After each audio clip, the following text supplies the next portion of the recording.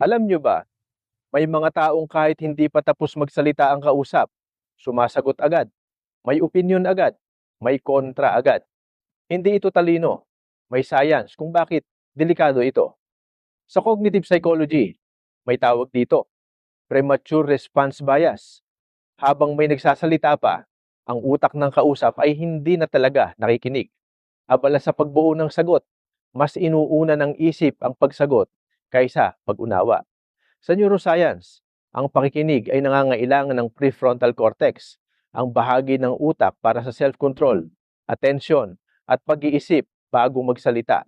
Kapag mahina ang kontrol dito, mas mabilis ang bibig kaysa sa isip. Kapag may narinig na opinyong hindi tugma sa kanya, ang utak ay nag-activate ng threat response. Hindi ito takot sa tao, hindi.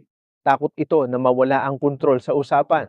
Kaya, kahit hindi pa buo ang naririnig, kailangan niyang magsalita agad.